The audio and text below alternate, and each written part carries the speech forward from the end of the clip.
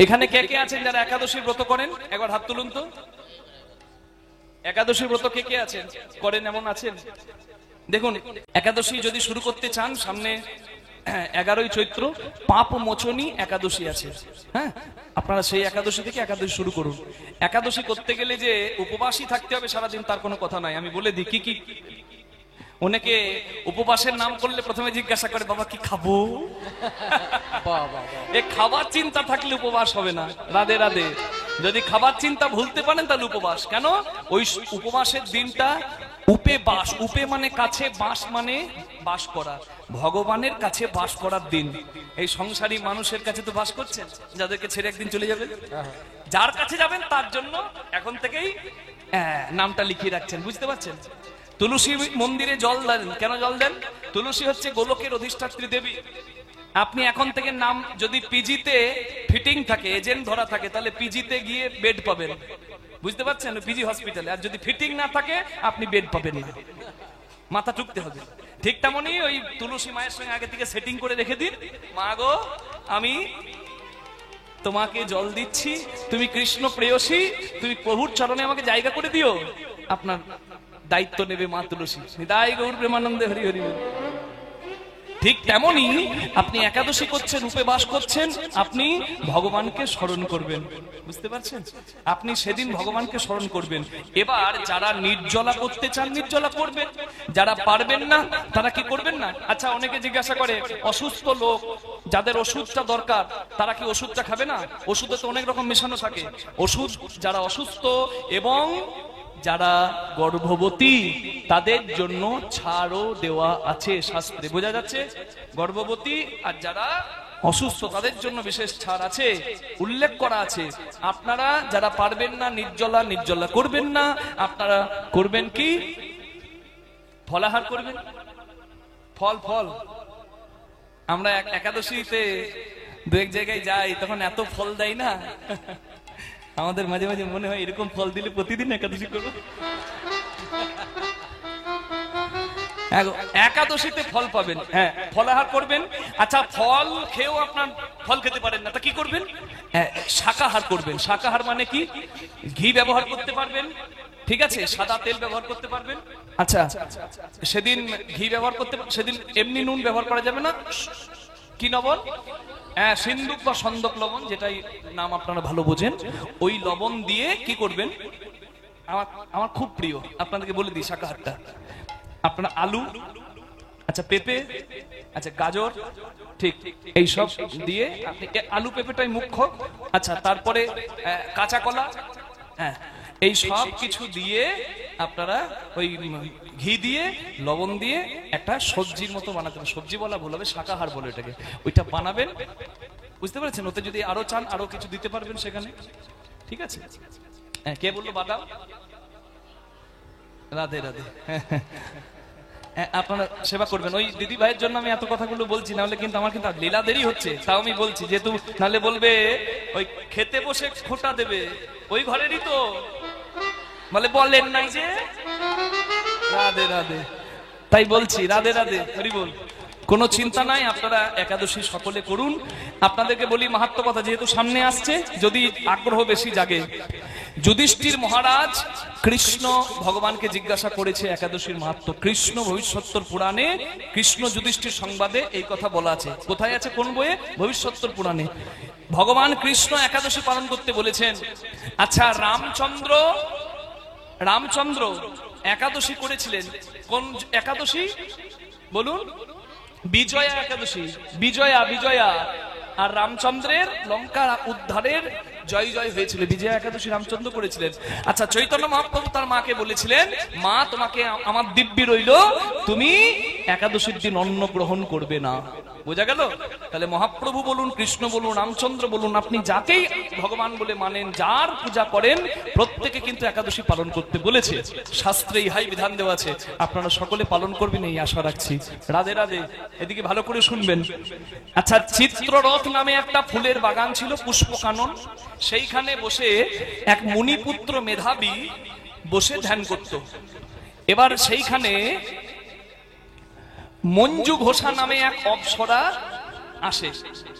আর সেই অপ্সরা নানা রকম ভঙ্গিতে ওই মুনিপুত্রকে আকৃষ্ট করে।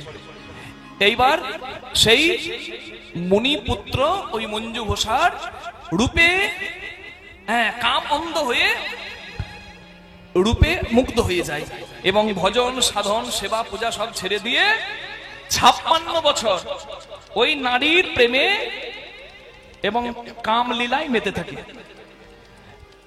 তাতে গুরুদেব খুব প্রধান্বিত হয়, চবন মুনি।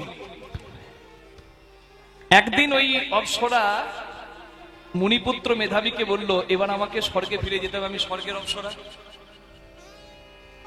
এবার আমাকে বিদায় দিন। মুনিপুত্র তখন সজ্ঞানে এলো যে হাই হাই আমি কি করেছি, 56টা বছর নিজের নষ্ট করেছি, হ্যাঁ, পাপিনী কুলটা কুল নাসিনী, তুমি এসে আমার ভজন নষ্ট করলে, তার মানে এতদিন আমি অভিশাপ দিলাম তুমি পিশাচিনী হবে, পেতনি হবে, পেতনি। এবং সেই মুনিপুত্র মেধাবীও যখন গেলেন চবন মুনির কাছে, গুরুদেবের কাছে, গুরুদেব আমি কি করব, এতদিন ভজন সাধন করিনি, আমি পাপ করেছি। বলে তুমি ওই একাদশীর ব্রত পালন করো, যার নাম পাপ মোচনী একাদশী। সেই একাদশী অপ্সরা মঞ্জু ঘোষা পালন করলো, সেই একাদশী মুনিপুত্র মেধাবী পালন করলো, তাদের সর্ব পাপ নাশ হলো, তাদের ভজন সাধনের স্বীকৃতি তারা পেল।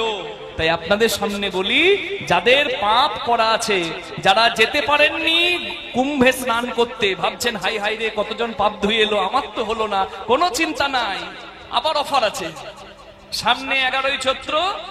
যেমন করে পারেন, যেভাবে করা উচিত আমি বললাম, শাকাহার করে হোক, ফলাহার করে হোক, নির্জলা হোক, যেভাবে আপনার সুবিধা, আপনি পাপ মোচনী একাদশী করুন। একদিন ভগবানের স্মরণ করে দেখুন, একদিন শুদ্ধ আহার করে দেখুন, মনে কি আনন্দ পাবেন, কত আনন্দ হয়। একটা দিন আমার কথা ভুল করে হলেও করে পালন করে দেখুন, দেখুন কত আনন্দ হবে। আমাকে বলতে হবে না, আপনি একাদশীকে আর উপবাস মনে করবেন না, আপনার কাছে মনে হবে ওটা একটা উৎসব। নিতাই গৌর প্রেমানন্দে হরি বল, হরি বল, হরি বল, হরি বল, হরি বল। মাংসতে মাংস বৃদ্ধি, দুধে বাড়ে বল, ঘৃতেতে লাবণ্য বৃদ্ধি, শাকে বাড়ে মল। বোঝা গেল? মাংস খাবেন, মাংস বাড়বে। হসপিটালের বেডগুলো দেখুন, যারা ব্যভিচারী তারা ভর্তি করে রেখেছে। রাধে রাধে, বুঝতে পারছেন? মাংসতে মাংস বৃদ্ধি, দুধে বাড়ে বল। বিরাট কোহলি মাংস ছেড়ে দিয়েছে, খবর নেন কেন? ওর সর্বনাশ হচ্ছিল শরীরে। ভারতের জন্য আজকে এত ভালো খেলছে, খেলতে পারতো না। কেন পাচ্ছে? ও মাংস ছেড়েছে, ভেগান হয়েছে। কি ভাবছেন ও ঠ্যাং ছিললেই মঙ্গল নাকি? ও যত তাড়াতাড়ি ছাড়বেন তত তাড়াতাড়ি মঙ্গল। এখন কথাটি হলো যে মাংসতে মাংস বৃদ্ধি, দুধে বাড়ে বল। দুধ খাবেন, বলবান থাকবেন। আমাকে কি ফিট দেখছেন? আমার বাবা 65 বছর বয়স, কিন্তু আমার থেকে বেশি ফিট। হরি বল। আমার বাবা এখনো 1.5 কিলো দুধ খায় প্রতিদিন। হ্যাঁ, শুনেই হয়ে গেল। হরি বল। আর এখনকার দিনে ছেলেকে দুধ দিতে গেলে, দুধ খেলে আবার গ্যাস হয়। গ্যাস হবে না মামনি, তুমি যে পেটটার 12টা বাজিয়ে দিয়েছো ফুচকার চাউমিন খেয়ে। রাধে রাধে। কি কি আমি ভুল বলছি? বাবা বললেন না? রাধে রাধে। এই জন্যই বলে যে দুধে মঙ্গল হবে, তবে পেটটা 12টা বাজিয়ে দিলে নয়। দুধ সবসময় সুষম খাদ্য। যদি শুধু দুধ খেতে না পারেন, একটু চিনি মিশিয়ে খাবেন, কোনো অসুবিধা নাই। দুধেতে দুধ যদি খেতে না পারেন, দুগ্ধজাত দ্রব্য খাবেন, ছানা খাবেন, ভালো হবে। ঘৃতেতে লাবণ্য বৃদ্ধি, সব থেকে ভালো তেল হচ্ছে ঘি। একাদশীর দিনে কি ব্যবহার করতে পারেন? ঘি। অনেকে বলে বাবা আমি আমি আমি সর্ষের তেল খাই না, আমি সাদা তেল খাই। তেলের গোষ্ঠী ষষ্ঠী পুজো করলে যে তেলটা হয় তার নাম সাদা তেল, বুঝছেন? ও দেখতেই সাদা, ওতে আছে কাদা। তেল রিফাইন করে করে করে করে ওর পুষ্টিগুণ সব শেষ করে দিল। আর ওতে কিছু নাই, ওতে কি হবে? আর সব সাদা তেল করে লাফায়। একাদশীর দিনে ঘি ব্যবহার করতে পারেন। ঘি কেনার সামর্থ্য যাদের নাই, তারা ওই সাদা তেল ব্যবহার করতে পারেন, বুঝতে পেরেছেন? কিন্তু তা বলে ওই সাদা তেলটা ডেলি করে দেবেন না। আমাকে বলছে আপনার জন্য লুচি করেছি, আমি লুচি খাবো না, মরে যাবো। বলছে কেন? সাদা তেল। আমি বলি ও তো আরো সর্বনাশ। হরি হরি বল। আর শাকে বাড়ে মল। শাক শাকসবজি যত খাবেন তত কোষ্ঠকাঠিন্য থেকে দূরে থাকবেন। কি লীলার মাঝে দুটো কথা বলাও হয়ে গেল। আসল কথা হলো দুধ 60 টাকা 40 টাকা 50 টাকা, সেটা খেলে মঙ্গল হবে। রাধে রাধে। হ্যাঁ, খেতে ভালো লাগুক না লাগুক রোজ খাও তিতা, পড়তে ভালো লাগুক না লাগুক রোজ পড়ো গীতা। কি কুলেখাড়া কাল মে কেউ কিনবে না, আর গোষ্ঠীর গ্যাস্ট্রিক আলসার হবে ফুলকপি সবাই খাবে। রাধে রাধে। কি দুধ নেবে গো দুধ, দই নেবে গো দই, বলছেন নেব না গো আমাদের ঘরের ছেলে পেলে খায় না। আর ওই ছেলে পিলে কি খায়? ও তো ছেলে নয় পিলে। বলে 500 টাকা বোতল। দোকানটি কোথাও চোখের সামনে নাই, ঘরে এসে দিতে হয় না, রাস্তার ধারে দোকান করার দরকার হয় না। যদি বনের মাঝে দোকান থাকে তবুও রাত 12টার সময় করে গাড়ি নিয়ে দাঁড়িয়ে যাবে আর বলবে একবারে পা ধরবে, দাদা দিন দাদা দিন। কেন না আমাদের ওখানে ফাংশন আছে, বুঝুন। বলছে নাই, বলছে যা লাগে তার ডবল দেব তবু দিন। আচ্ছা ডবল দিয়ে কি খাবে? কি খাবে? দুধ খাবে না, কি খাবে? বিষ, যেটার জন্য আজকে সংসারগুলোতে ঝামেলা লেগে যাচ্ছে। হ্যাঁ, ওই খাবে। আচ্ছা বিষ খাবে কত টাকা দিয়ে? ডবল। আমি আবার বলতে গেলে বলবে তোমার বাবার টাকাই খাই নাকি? তা বেশি বলার দরকার নাই বাবা, যার নিজের ভালো যে নিজে বোঝে না আমার বুঝিয়ে লাভ কি? রাধে রাধে। কিন্তু এটাই হলো কথা। হরি বল। আমাকে অনেক জায়গায় বলে ও দাদা মদ খাবো না কেন?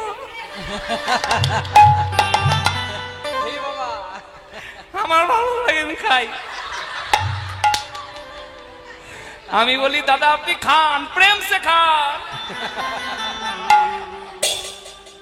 আপনার তো ঝামেলা হবে না, টুক করে ডাক আসবে, ফুক করে চলে যাবে।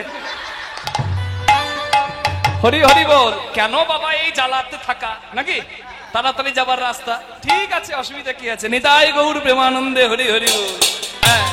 गोरस बिके गली गली में, गोरस बिके गली गली में, गोरस बिके गली गली में, गोरस बिके गली गली में। सुरा बैठन बिकाए, आज कहे तुम्हारे लखा जुदा जगत भुलावे, आज कहे तुम्हारे लखा जुदा जगत भुलावे, आज कहे तुम्हारे लखा। चोर का छोड़े साधु को पकड़े, चोर का चरे साधु को पकड़े, चोर का छोड़े साधु पकड़े, चोर का चरे साधु को पकड़े, पथिक लगाए फांसी, चोर का छोरे साधु का पकड़े, पतित के लगाए फांसी। निर्दोषी শাস্তি পাবে আর দোষী কলার তুলে ঘুরে বেড়াবে। এটা যুগে হচ্ছে না? আজ থেকে 1000 বছর আগে রাম ভক্ত তুলসী দাস এই গানটি লিখে গেছেন। তুলসীদাস গোস্বামী তিনি লিখেছেন, ধন্য কলিযুগ তেরি तमाशा, धन्य कलिजुग तेरी तमाशा, दुख लगी और हासी, साथ कहे तुम्हारे लखा जुदा जगत भुलावे, साथ कहे तुम्हारे लखा जुदा जगत भुलावे, साथ कहे तुम्हारे लखा। এই গানটা লিখতে লিখতে 1000 বছর আগে, আজকের কথা ভেবে 1000 বছর আগে তিনি লিখছেন, ধন্য কলি তেরি তামাশা। ওগো কলি তুমি মানুষকে নিয়ে যাবে কোথায়? হে কলি তুমি মানুষকে নিয়ে যাবে কোথায়? বলে নরকে। হ্যাঁ, মানুষ যাবে নরকে। তাই দুঃখ পেলেন, লিখলেন দুঃখ লাগি। আবার পরে লিখলেন और হাসি। আবার হাসলেন কেন জানেন?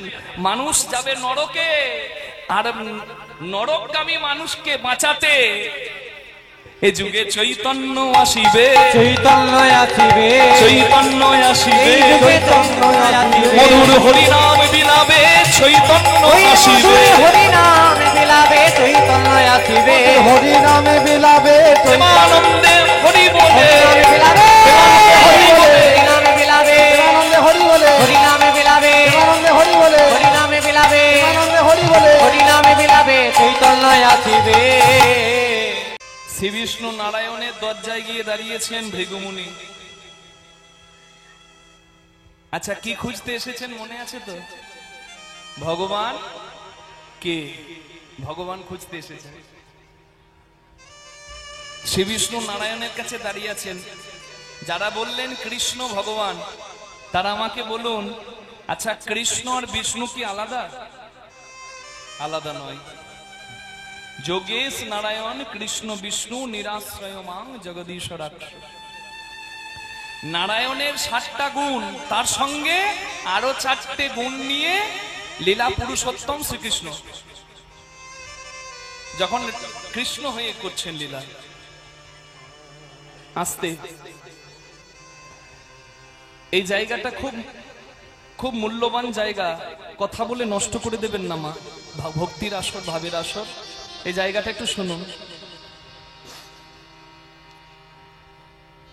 ভগবান বুঝতে পারছেন বাবা যে ভৃগুমুনি এসেছে দরজায়।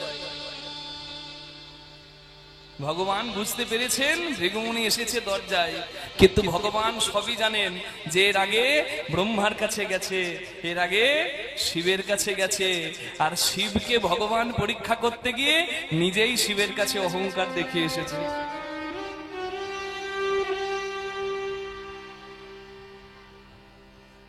কে ডাকে গভীর মনে, কে ডাকে ঘরের কোণে, কে ডাকে চোখের জলে মনে মনে, আমার প্রভুজি সবই জানে গো।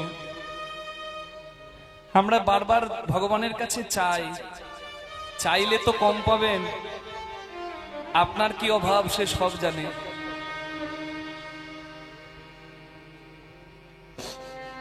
শুধু একটা কথা চাইতে হয়, কৃপা, কৃপা করে, ব্যাস।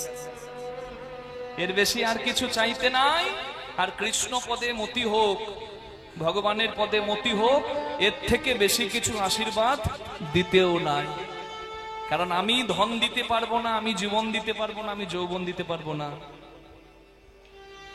ভক্ত বৈষ্ণব গুরু কৃপা করে কৃষ্ণ পদে মতি হোক, ভগবানের পদে মতি হোক, এইটুকু আশীর্বাদ করলেই তার সব আশীর্বাদ করা সার্থক হয়। আর চাইতে গেলে কৃপা করো, এর বেশি কিছু চাওয়ার দরকার নেই। কারণ আপনার যা অভাব প্রভু সবই জানেন, ভগবান সবই জানে। কিন্তু ভগবান জেনেও না জানার ভান করে পড়ে রইল। কিছুক্ষণ পরে ভৃগুমুনি মনে মনে চিন্তা করলেন, আমি যে দরজায় এসেছি এটা কি প্রভু জানে না? যার ইচ্ছা বিনা শিশু ভূমিষ্ঠ হয় না, যার ইচ্ছা বিনা কারোর জন্ম হয় না, যার ইচ্ছা বিনা কেউ মরবো মনে করলেও মরতেও পারে না। তাহলে তার দরজায় আমি যে দাঁড়িয়ে আছি কতক্ষণ থেকে, তাকে আমি ডাকছি, তাহলে সে কি জানে না? সে নিশ্চয়ই জানে।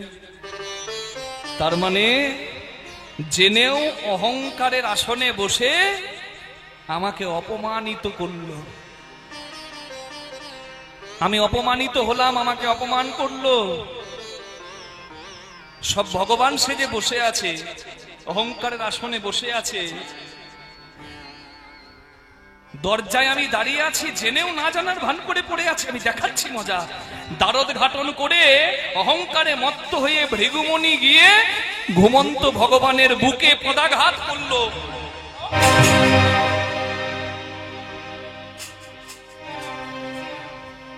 এই জগৎ সংসারে ঋষি মুনি সবাই ভগবানের চরণ প্রার্থনা করে,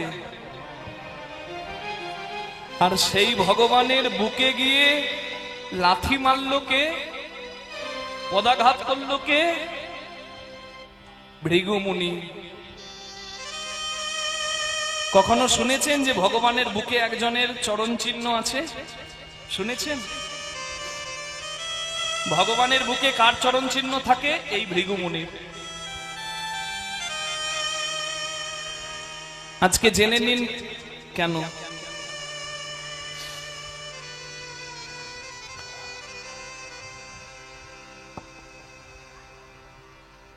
ঘুমন্ত ভগবানের বুকে পদাঘাত করলেন ভৃগুমুনি। ভগবানের অহংকার ভাঙাতে এসে নিজে এমন অহংকারী হলেন যে স্বয়ং ভগবানের বুকে পা রেখে দিলেন। ভগবান উঠে ভৃগুমুনির সর্বনাশ করতে পারতেন। এই জগৎ সংসারের মালিক যে, সে পারত না? কিন্তু ভগবান এমনি এমনি হওয়া যায় না। ভগবান উঠে ভৃগুমুনির কাছে হাত জোর করে বললেন, মুনিবর আপনি আমার প্রণাম নেবেন। আপনি এখানে এসেছেন, এটাও আমার ইচ্ছা। আপনাকে দেখেও আমি না দেখার ভান করে শুয়ে রইলাম, সেটাও আমার ইচ্ছা। আর আমার অহংকার ভেঙে দেবার জন্য আপনি আপনার কোমল চরণ দিয়ে আমার বুকে লাথি মারলেন, পদাঘাত করলেন, সেটা আমার ইচ্ছা।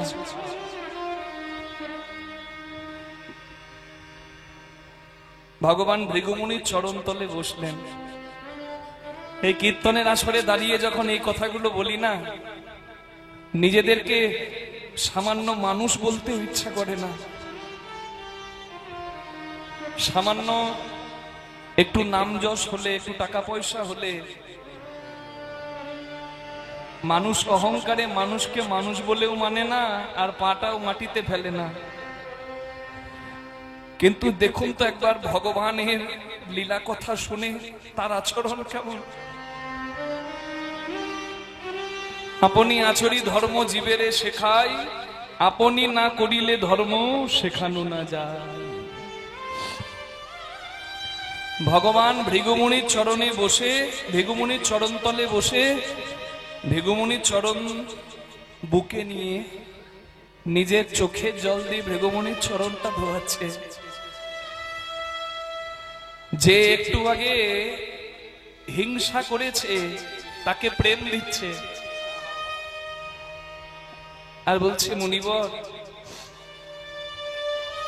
জগতে সবাই বলে আমার নাম যে করে আমি নাকি তাকে কাঁদাই, যে করে আমার আশ আমি করি নাকি তার সর্বনাশ।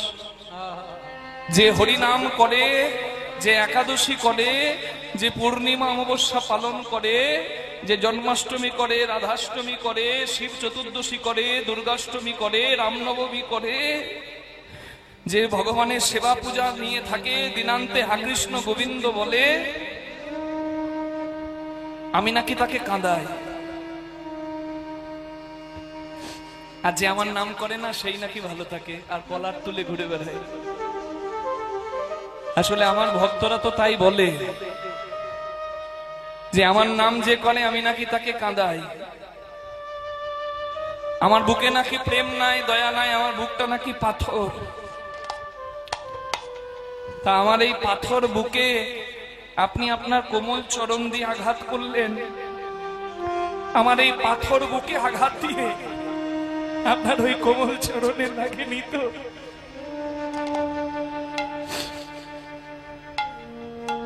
ভৃগুমুনি ভগবানের চোখের জল দেখে আর থাকতে পারলেন না, ভগবানের কাছে হাত জোড় করলেন, প্রভু আমি অন্যায় করে ফেলেছি,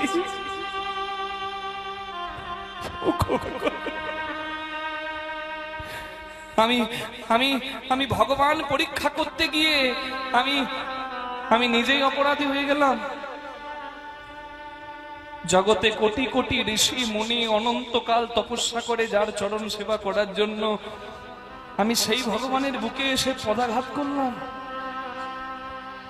আমার নরকেও জায়গা হবে না। তবে আমি এটা জানি যে তোমার ইচ্ছা বিনা জগতে কিছু হয় না। তাহলে আমি যে এখানে এলাম তুমি জানতে, তথাপি আমাকে দিয়ে এই পাপ কাজটা করালে এটা তোমারই ইচ্ছা, বলো তাই না? তবে তুমি কি এটাই চেয়েছিলে যে আমি তোমার বুকে পা দিলাম, আমি তোমার বুকে পা দিয়ে আমি নরকে যাব? উত্তর দাও, কেন করলে এমন? ভগবান বললেন, মুনিবর আজ থেকে আপনার এই যুগল চরণ চিহ্ন আমি আমার বুকে নিলাম। আমার বুকে আজ থেকে থাকবে ভৃগুমুনির চরণ চিহ্ন। আর আজকের পর থেকে আমার ভক্তরা দেখবে যারা হরিনাম করেও অহংকারী হয়ে যায়, তারা দেখবে যে ভগবান নিজের অহংকার ভাঙার জন্য আরেকজনের পদাঘাত খেতে পারে, সহ্য করতে পারে, তার ভক্তরা যদি অহংকার করে, ভগবান সেই অহংকার নিশ্চয়ই ভাঙবে। নিতাই গৌর প্রেমানন্দে হরি বল। হরি হরি হরি বল। ভক্তের অহংকার হলে ভগবান ভাঙবেই, কারণ জগতে অন্যের অহংকার ভাঙতে পারে সবাই, কিন্তু নিজের অহংকার ভাঙতে পারে একমাত্র মধুসূদন। নিতাই গৌর হরি হরি। তাই ভগবানের আরেক নাম দর্পহারী। ভৃগুমুনি বললেন তুমি ধন্য, তুমি শ্রেষ্ঠ, তুমি আমার কাছে ভগবান, কিন্তু আমি যে তোমার বুকে পদাঘাত করে অপরাধ করেছি, এই অপরাধ থেকে আমি কিভাবে মুক্তি পাবো, উত্তর বলে দাও।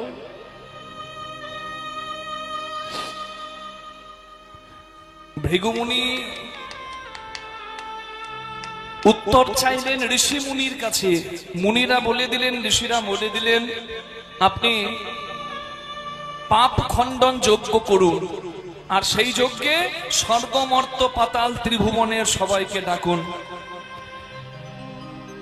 ভগবানের বুকে পদাঘাত করার যে অপরাধ, সেই অপরাধের খণ্ডন করতে ভৃগুমুনি করছেন যজ্ঞ, আর সেই যজ্ঞে স্বর্গ মর্ত পাতাল তিন জায়গার ভক্তরা এসেছে। ওই যজ্ঞে ব্রহ্মা বিষ্ণু মহেশ্বর, যাদের কাছে ভৃগুমুনি অহংকার করতে গিয়েছে, সেই ব্রহ্মা বিষ্ণু মহেশ্বরকে উত্তম আসনে বসিয়ে পদ সেবা করতে হবে। আর ভৃগুমুনির যজ্ঞ শেষ হলে ভৃগুমুনির পাপ খণ্ডন হবে। নিতাই গৌর প্রেমানন্দে হরি হরি বল। তাই একদিন ভৃগুমুনি যজ্ঞ আরম্ভিলা, উলুধ্বনি দিনে ভৃগুমুনি যজ্ঞ আরম্ভিলা, ত্রিভুবনে ভক্তগণে নিমন্ত্রণ দিলা, ত্রিভুবনে ভক্তগণে নিমন্ত্রণ দিলা, ত্রিভুবনে ভক্তগণে নিমন্ত্রণ দিলা, ত্রিভুবনে ভক্তগণে নিমন্ত্রণ দিলা। সবার আনন্দ ধরে না, আনন্দ ধরে না, নিমন্ত্রণের পত্র পেয়ে আনন্দ ধরে না, নিমন্ত্রণের পত্র সবাই হরি হরি ধ্বনি করে, নিমন্ত্রণে পত্র পেয়ে, হরি হরি ধ্বনি করে, নিমন্ত্রণে পত্র পেয়ে, হরি হরি ধ্বনি করে, নিমন্ত্রণে পত্র পেয়ে, হরি হরি ধ্বনি করে, নিমন্ত্রণে পত্র পেয়ে, হরি হরি ধ্বনি করে, আনন্দ ধরে না, ত্রিভুবনে ভক্তগণে নিমন্ত্রণ দিলা। একটা হরিবাসরে কিভাবে আসতে হয়, কিভাবে বসতে হয়, একটা মন্দিরে কিভাবে যেতে হয়, একটা ধর্ম সভায় কিভাবে যেতে হয়, আপনারা জানেন। তাই তো একদম কোনো গন্ডগোল, কোনো কথা আন কথা না বলে নিজের আসনে বসে প্রাণ ভরে ভগবানের কথা শুনছেন। হ্যাঁ, তাহলে আপনারা জানেন এই শিষ্টাচার, এই ভদ্রতা প্রত্যেক জায়গায় থাকা উচিত, অন্তত হরির বাসরে, মন্দিরে, ধর্মসভায়। আপনারা জানেন, তাই তো এখানে বসে আছেন, ভগবানের কথা প্রাণ ভরে শুনছেন, কিন্তু এই ভদ্রতাটা, এই শিষ্টাচারটা জানে না এক অহংকারী, তার নামেই কিন্তু লীলা। অহংকারীর নাম অহংকারী দক্ষ রাজা। নিতাই গৌর হরি।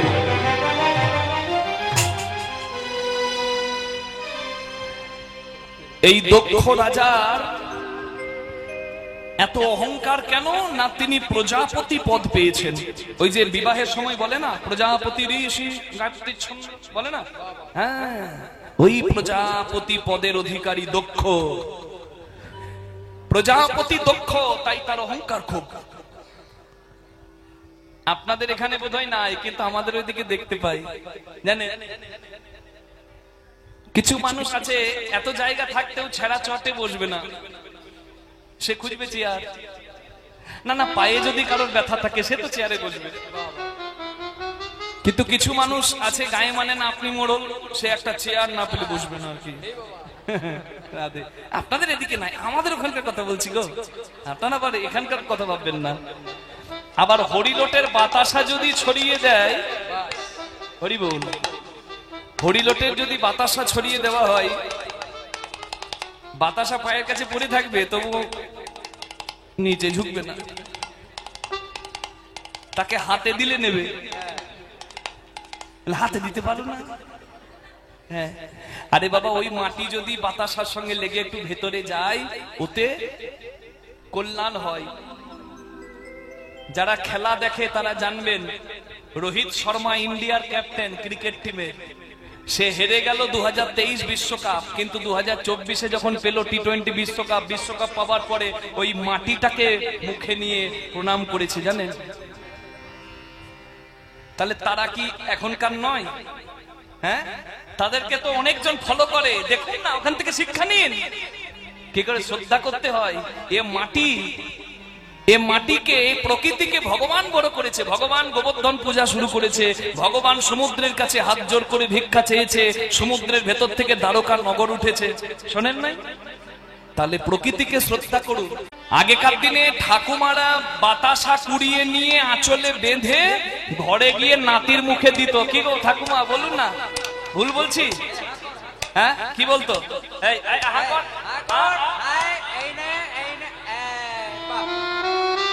ছেলেও খুশি, ঠাকুমাও খুশি।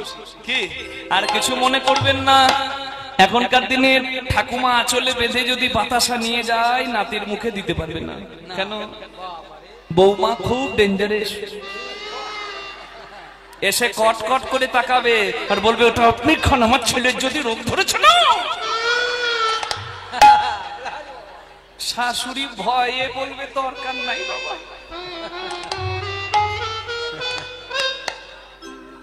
হরি বল। আজকে তাকিয়ে দেখুন তো আমার বয়োজ্যেষ্ঠ বাবারা, যারা আমার পিতৃতুল্য, আমার সামনেও আছেন, আমার ওই অনেক দেখতে পাচ্ছি আমি, তারা হরিলোটের বাতাসা খায়নি, এই মাটি থেকে কুড়িয়ে খায়নি। আমাদের ময়না ডালে, আমি যেখান থেকে এসেছি, ময়না ডালের মহাপ্রভু ভুল করো না দেখতে কবু, পূর্ণদাস বাউল গান গেয়েছে। বীরভূমের ময়না ডাল ধাম, ধন্য সেই ধাম যেখানে আমার দুহাত তুলে ভক্তকে কৃপা করার জন্য দাঁড়িয়ে আছে গৌর গুণধাম, গৌরাঙ্গ মহাপ্রভু। আমাদের ওখানকার কুকুরে প্রসাদ পায়, আর সেই প্রসাদ পাওয়ার জন্য কোটি লাখ হাজার হাজার ভক্ত যায়। হ্যাঁ, রাধে রাধে। মহাপ্রভু সন্ন্যাস নেবার তৃতীয় দিবসে এসেছিলেন, হরি বল। নিমতমাল যুগল মূলে বিশ্রাম নিয়েছিলেন। সেই নিম গাছ থেকে মহাপ্রভু বিগ্রহ বানানো আছে আমাদের মন্দিরে, হাজার হাজার ভক্তের ভিড় হয় প্রতিদিন, নিত্য সেবা। আমরা বড় ভাগ্যবান, সেই ধামে জন্ম পেয়েছি। এই যে আমার তিলক দেখছেন, আমাদের এটা গদাধর পরিবার, আমরা আমাদের ওই মহাপ্রভুর পার্শ্বদ সেই গদাধর প্রভু, সেই পরিবার, হরি বল। তাহলে দেখুন,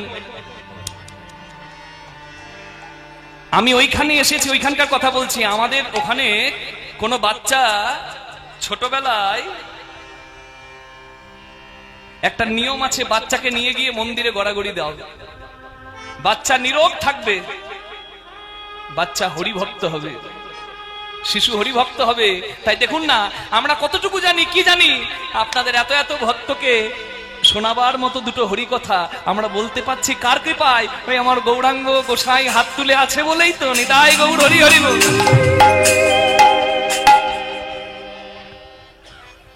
হরি বল, হরি বল। কিন্তু বাবা ঠাকুমা, এই যে ওই না, দোষটা আপনার নয়, দোষটা আপনার বৌমার, না বৌমারও নয়, দোষটা যুগের। বাবা এ যুগ ভালো নয় যে কলিকাল। রাধে রাধে রাধে। সাচ কহে তো মারে লঠা, सच कहे तो मारे लठा, झूठा जग भुलाए, सच कहे तो मारे लठा, झूठा जगत भुलावे। सच कहे तो मारे लठा, झूठा जगत भुलावे। সাচ কহে তো মারে লঠা। এ যুগে, যুগের ধর্ম কেমন? সত্যি কথা বললে মেরে পিঠে ছাল তুলে দেবে, আর মিথ্যা ভাষণ যে দেবে জগতে তা জয় জয় হবে। আর শুধু কি তাই, গোরস বিকে, गोरस बिके गली गली में, गोरस बिके गली गली में, सुरा बैठल बिकाए। साच कहे तो मारे लाठा, झूठा जगत भुलावे। साच कहे तो मारे लाठा, झूठा जगत भुलावे। साच कहे तो मारे लठा।